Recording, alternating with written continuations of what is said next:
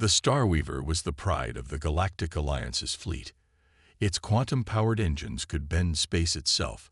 Its AI systems were said to be smarter than entire civilizations, and its hull was made of materials that could repair themselves. As the massive passenger liner cruised through the darkness of space, its pearly white surface gleamed under the light of distant stars. But something was wrong. Captain Reed of the Starweaver stood on the command deck, his tall, silvery form towering over his crew. His 4 eyes blinked rapidly in sequence, a sign of extreme stress in his species. The ship's engine had been making strange noises for the past hour, and now the whole vessel shuddered like an ancient ground car with a bad transmission. "Status report," he demanded, his translator converting his musical language into standard galactic common. The ship's chief engineer, Dr. Green, who, despite his name, was actually a deep shade of purple, looked up from his advanced diagnostic panel. His tentacles twisted nervously as he spoke. "Captain, none of our systems can identify the problem. The quantum AI says everything is working perfectly, but..." A loud grinding noise from deep within the ship made everyone wince. Clearly, that's not the case. The Starweaver carried 3,000 passengers from 15 different species, all of them members of the most advanced civilizations in the galaxy. Among them were quantum physicists, AI specialists, and engineers who had designed some of the most sophisticated technology in known space. None of them could figure out what was wrong with the ship. "Have we tried the backup systems?" Captain Reed asked, his silver skin now turning a worried shade of gray. "Yes, sir. We've run every diagnostic program we have. We've consulted with all 7 of our onboard AI cores. We've even asked the passengers. There's a famous theoretical physicist from the silicon mines in cabin 2187. Nothing." Dr. Green's tentacles were now tied in actual knots, a sight that would have been funny under different circumstances. Another shudder ran through the ship, stronger this time. Warning lights began flashing across the bridge displays. "Captain," the navigation officer called out, her crystalline form sparkling with concern. "At this rate, we'll have to drop out of faster-than-light travel. If the engines fail completely, we'll be stranded in deep space." Captain Reed made a decision. Scan the nearby space for any ships that might help. The crew worked quickly, their advanced sensors reaching out across light years of space. After a few tense minutes, the results came back. "There's only one ship within range," the communications officer reported, sounding disappointed. It's a human mining vessel." A collective groan went up from the bridge crew. Humans were known throughout the galaxy as a young, primitive species who had barely mastered faster-than-light travel. They still used physical tools instead of thought-controlled quantum manipulators. They fixed things by hitting them with wrenches instead of using nano-repair swarms. "Surely we can't be that desperate," Dr. Green said, his purple skin paling to lavender. Another violent shudder rocked the ship. This time, the lights flickered, and several passengers screamed in the distance. "Send the distress call," Captain Reed ordered, his silver skin now almost white with embarrassment. "Let's hope these humans know something we don't." The communications officer sent out the distress signal, carefully wording it to sound as dignified as possible. The response came back almost immediately, in the crude radio waves that humans still used. "This is the mining vessel Rusty Bucket responding to your distress call. We read you, Starweaver. Hang tight. We'll be there in about 20 minutes. Over." The bridge crew looked at each other nervously. The fate of the most advanced passenger liner in the galaxy now rested in the hands of humans who named their ship Rusty Bucket. Captain Reed sank into his command chair, all 4 eyes closed in resignation. "Well," he said to no one in particular, "this should be interesting." The Rusty Bucket wasn't much to look at. Its hull was patched in several places, and its paint job was faded from years of space dust. As it pulled alongside the massive Starweaver, it looked like a toy next to a luxury cruise ship. Jack wiped his hands on his oil-stained coveralls and peered through the viewport at the gleaming passenger liner. He was a big man with rough hands and laugh lines around his eyes, the kind of person who looked more at home in a garage than on a spaceship. "Well, would you look at that beauty?" he whistled. "Never thought I'd see one of these up close." His small crew of 4 gathered around him. They were all wearing similar work clothes, each carrying ancient-looking tool belts that would have looked more appropriate in a 20th century auto shop than on a space vessel. The docking procedure took longer than usual because the Starweaver's automated systems kept trying to correct their primitive approach. Finally, after Jack convinced them to turn off the automation, they managed to dock manually. When the airlock opened, Captain Reed was waiting with a delegation of important-looking aliens. Their expressions ranged from worry to openly disgusted at the sight of the humans and their antiquated equipment. "Welcome aboard the Starweaver," Captain Reed said formally. "We appreciate your assistance, though I must warn you, this is extremely advanced technology, perhaps more advanced than you're used to handling." Jack just smiled and hefted his toolbox. "Why don't you show me what's making that noise?" The aliens exchanged glances. "What noise?" Dr. Green asked. "Our sensors haven't detected any unusual audio patterns." Just then, another shudder ran through the ship, accompanied by a loud grinding sound from deep within the engine section. "That noise," Jack said, already walking in the direction of the sound. "And from the way it's echoing, I'd say it's coming from your primary dry shaft assembly." The alien engineers hurried after him, their various appendages waving in agitation. "But that's impossible," Dr. Green protested. "The dry shaft is monitored by quantum sensors and maintained by nanorobots. It's completely automated." Jack kept walking, following the sound. His crew spread out behind him, their experienced ears also tracking the noise.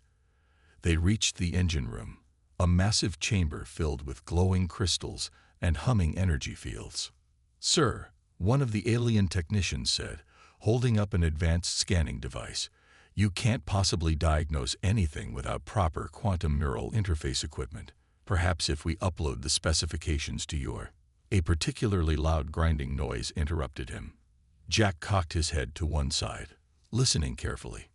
"Tom," he called to one of his crew, "doesn't that sound just like that old Earth cargo ship we fixed last year? The one with the worn-out bearing?"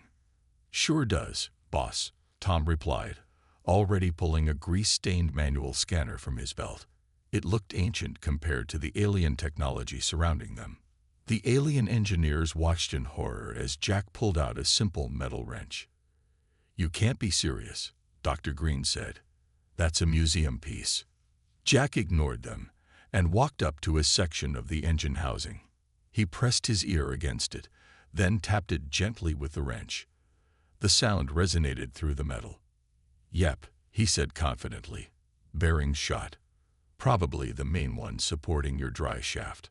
All your fancy sensors are looking for quantum problems. But sometimes," he tapped the housing again, "it's just basic mechanics." "Impossible," one of the alien engineers declared. "The quantum field would have—" "Would have what?" Jack interrupted kindly. "Stopped metal from wearing down. Prevented friction. Some things don't change, no matter how advanced your technology gets. Now, who wants to learn how to fix this the old-fashioned way?" The aliens stared at him in silence, their various facial features showing different degrees of shock and disbelief. Captain Reed was the first to speak. "You mean you know what's wrong? You can fix it?" Jack grinned and opened his toolbox. "Oh, we can fix it all right. But first, you folks are about to get a lesson in what we humans call mechanical sympathy." The engine room had turned into an impromptu classroom. Jack stood before a group of confused alien engineers, holding up his old wrench like a teacher with a piece of chalk.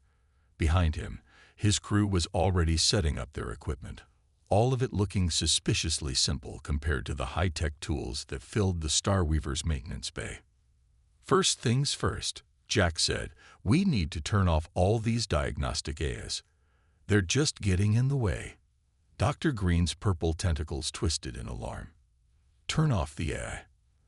But how will we monitor the quantum field variations?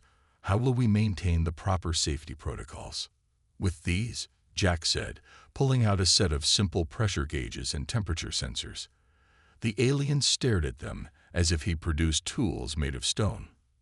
"Those are analog," one of the engineers said, pronouncing the word like it was from a dead language. "Sometimes the old ways are the best ways," Jack replied. He walked over to the engine housing and placed his hand flat against it. "Feel this vibration. That's your story right there. No AI needed." The alien engineers reluctantly approached the housing. They had to be shown how to place their various appendages against the metal. Some had never physically touched a machine before. "But our quantum sensors show everything is perfect," a crystalline engineer protested, though she kept her sensing crystals pressed against the housing. Just then, the ship shuddered again. The grinding noise was getting worse. "Tell me," Jack said patiently, "what do your sensors tell you now?" "They still show everything is operating within normal parameters," Dr. Green admitted, now sounding less certain. "And what do your actual senses tell you?" There was a long pause as the aliens felt the vibration run through the ship. It feels wrong," the crystalline engineer said, sounding surprised at her own words.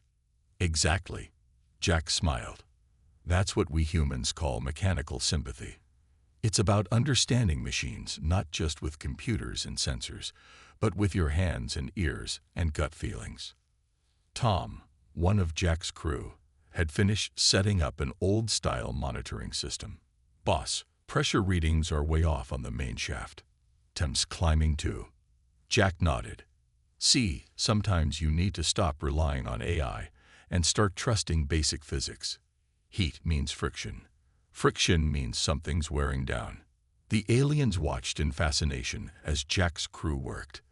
They used wrenches, pressure gauges, and other simple tools that most advanced civilizations had abandoned centuries ago. There was no neural interfacing, no quantum field manipulation, just skilled hands and basic tools. "Now," Jack said, "who wants to learn how to use a torque wrench?" The alien engineers looked at each other nervously. Captain Reed, who had been watching from the doorway, stepped forward. "I do," he said, his silver skin shifting with determination. One by one, the other engineers joined in. Soon, Jack and his crew were teaching the basics of mechanical maintenance to some of the most advanced engineers in the galaxy. They learned how to read pressure gauges, how to listen for unusual sounds, and how to feel when something wasn't right. "But this is so primitive," Dr. Green said, though he was clearly fascinated as he learned to use a socket wrench with his tentacles. "Maybe," Jack agreed, "but sometimes primitive works when advanced fails. Your ship is full of amazing technology, but at its heart, it's still a machine. It has moving parts. Those parts wear down. All the quantum fields in the galaxy won't change that."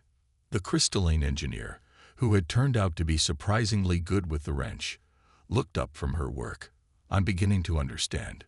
We've become so focused on the advanced systems that we've forgotten the basics." "Exactly," Jack said. "Now who's ready to learn about bearing maintenance?"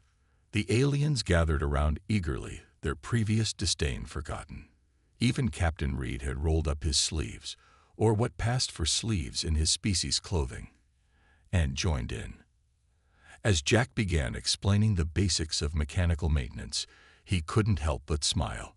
Sometimes the best solutions weren't the most advanced ones.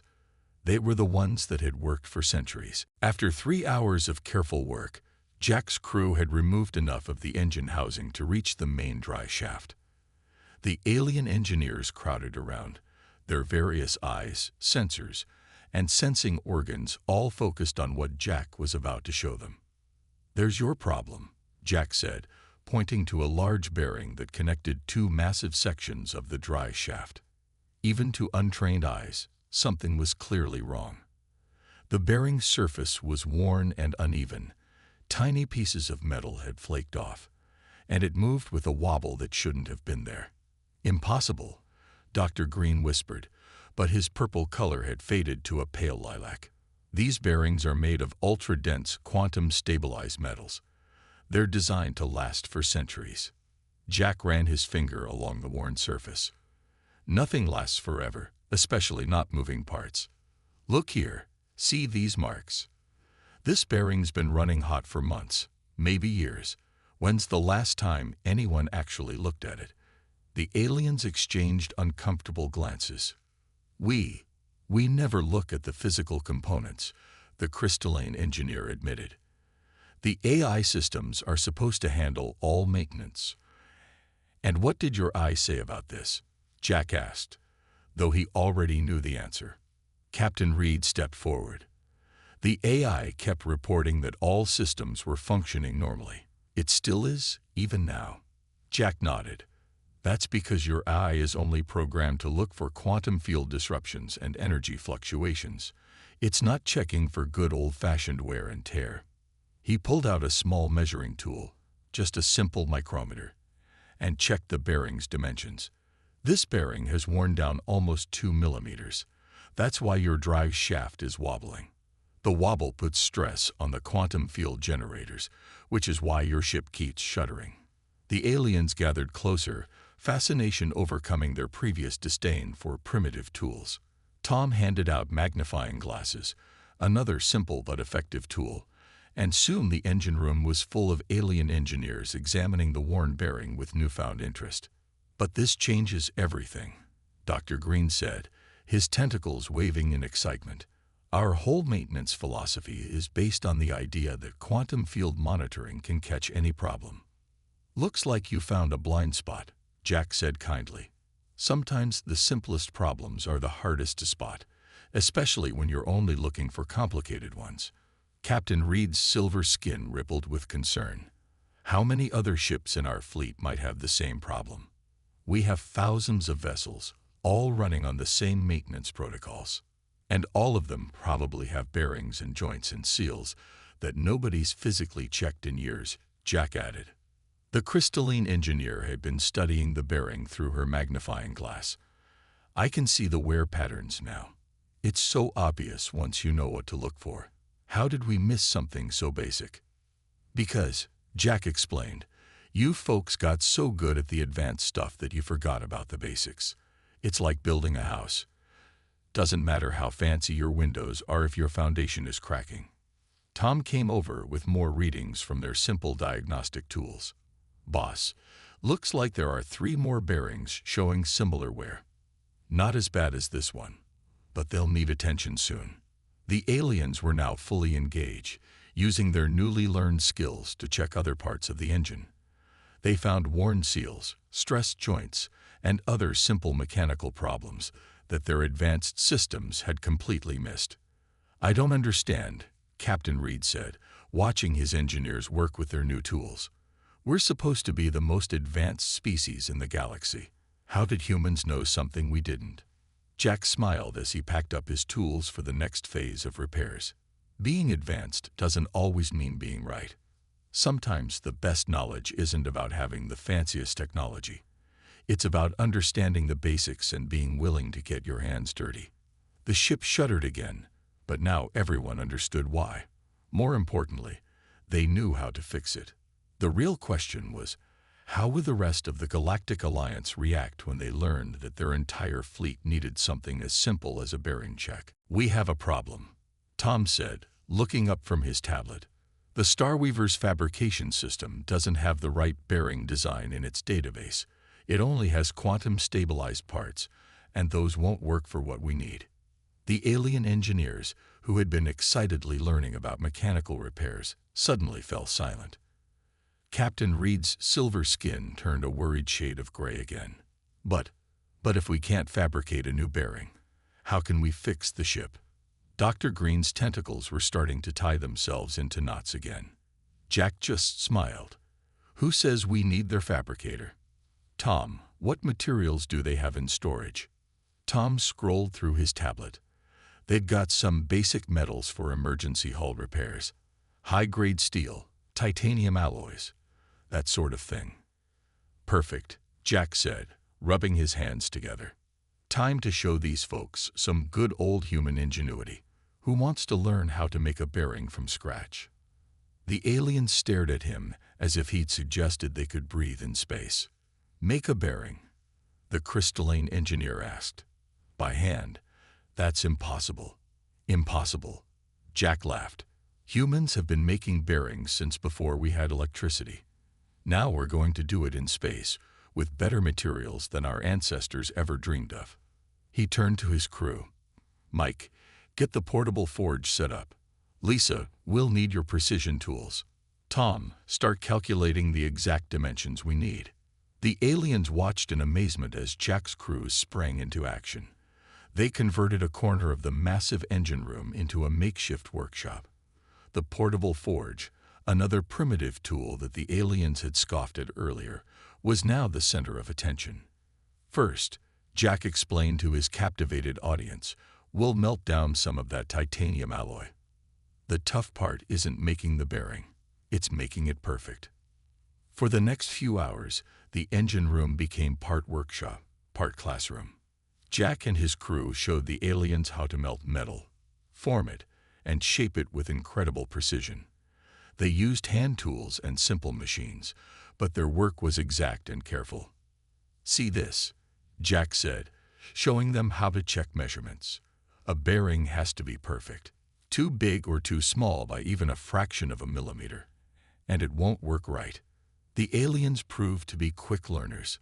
The crystalline engineer turned out to have a natural talent for precision measurements. Dr. Green's tentacles were perfect for manipulating the fine tools needed for detail work. This is amazing, Captain Reed said, watching his engineers work alongside the humans.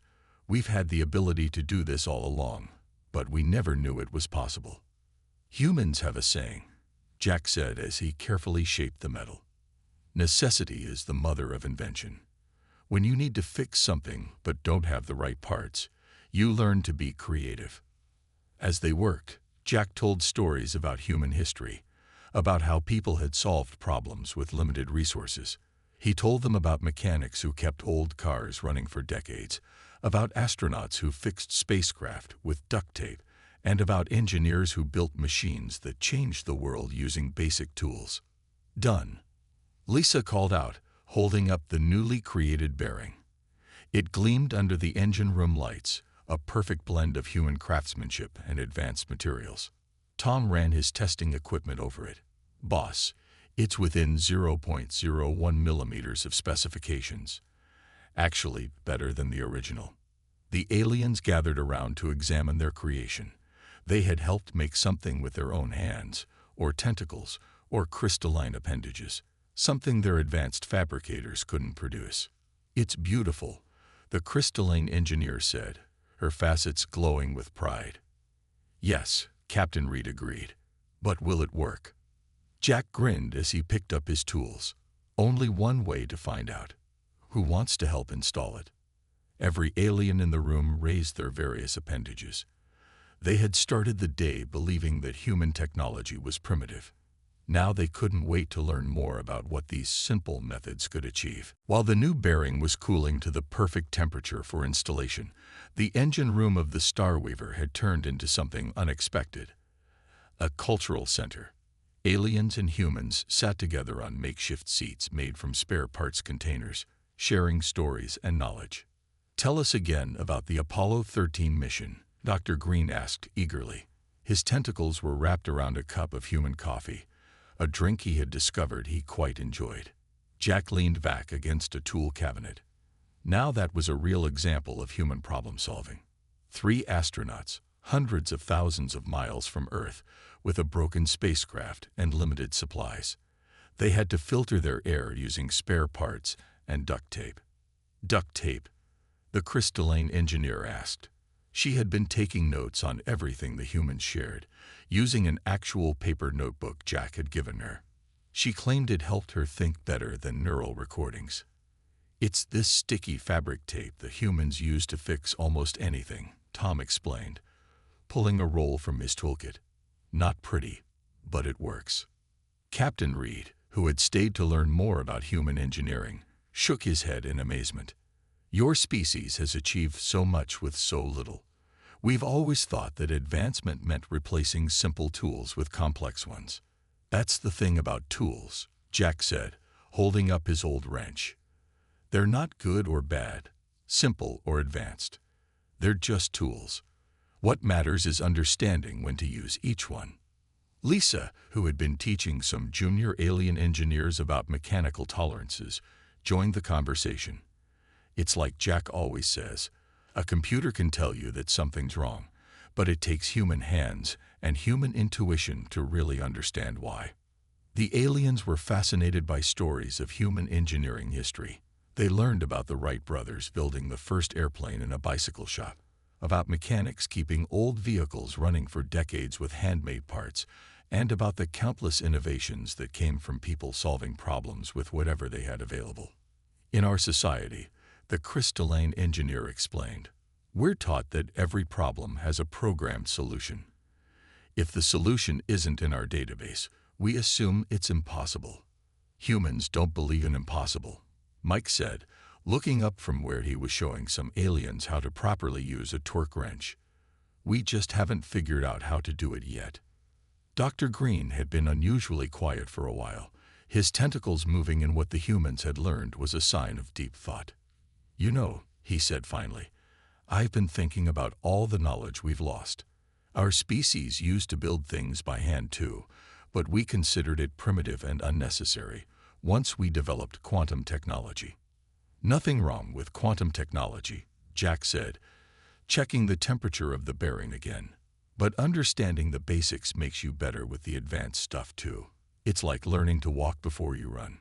The conversation was interrupted by a group of excited alien passengers who had heard about the human engineers. They crowded around the entrance to the engine room, asking questions and taking pictures with their neural recorders. Is it true? One of them asked. Did you really make a new part by hand? Jack held up the cooling bearing. Sure did. Want to learn how? Soon the engine room was even more crowded, with passengers joining the impromptu engineering class. Species that had never worked with their hands before were learning the basics of mechanical engineering, metallurgy, and tool use. I never thought I'd see this, Captain Reed said, watching his passengers and crew working side by side with the humans. We came to you for emergency repairs, but we're getting something much more valuable. Knowledge we'd forgotten we needed. That's the thing about knowledge, Jack replied, checking the bearing one last time. It's not about having the most advanced information. It's about understanding the foundations that everything else is built on. The temperature gauge finally showed the right reading. Jack stood up, holding the bearing carefully. All right, everyone, he announced to the crowded room. Who wants to help install this and get this ship running properly again? Every hand, tentacle, and appendage in the room went up. The cultural exchange was about to turn into a practical lesson none of them would ever forget. 3 months after the Starweaver incident, Jack stood in front of a large audience in the Galactic Alliance's main conference hall. Behind him, a huge screen showed diagrams of basic mechanical tools. The hall was packed with engineers and captains from thousands of ships across the galaxy. He still wore his oil-stained coveralls. The Galactic Alliance had offered him formal clothes, but Jack had refused. A mechanic should look like a mechanic, he'd said. And that's why regular maintenance checks are just as important as your quantum diagnostics. Jack concluded his presentation. Any questions? Nearly every alien in the room raised their appendages. Jack couldn't help but smile.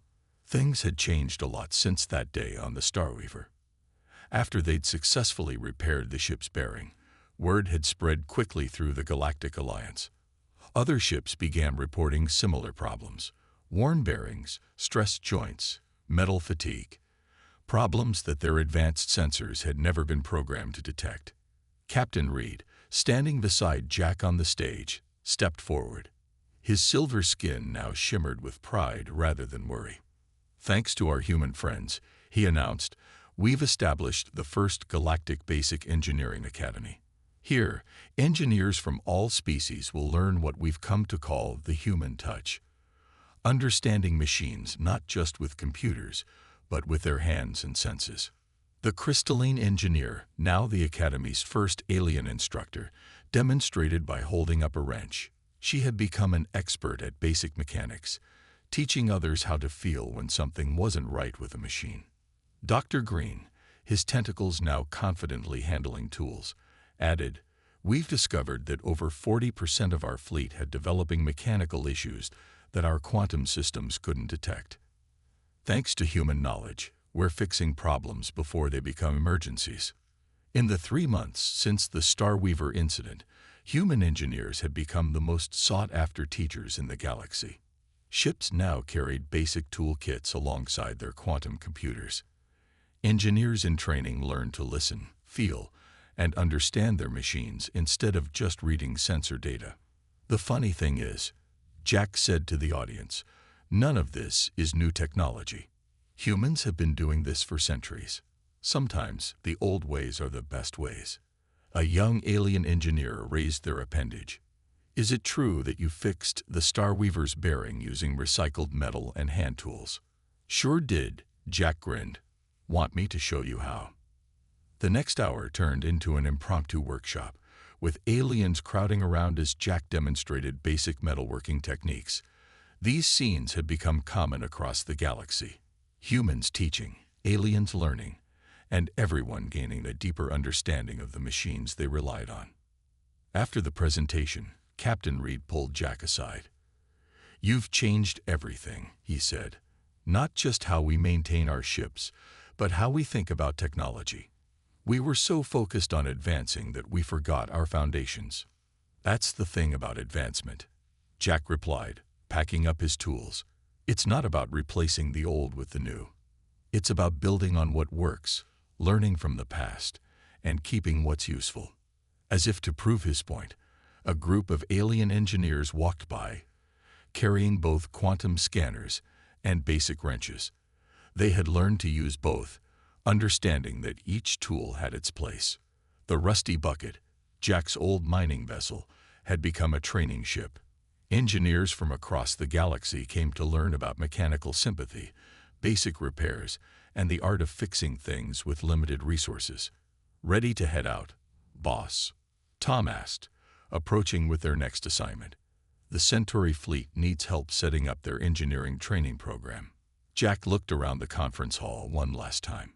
Aliens of all species were examining tools, sharing stories, and learning to trust their own senses alongside their advanced technology. "You know what?" Jack said, picking up his toolbox. "I think the galaxy's finally starting to get it. Sometimes the best solution isn't the most advanced one. It's the one that works." And with that, the human engineer headed off to his next teaching assignment, leaving behind a galaxy forever changed by the simple wisdom of getting your hands dirty and understanding the basics.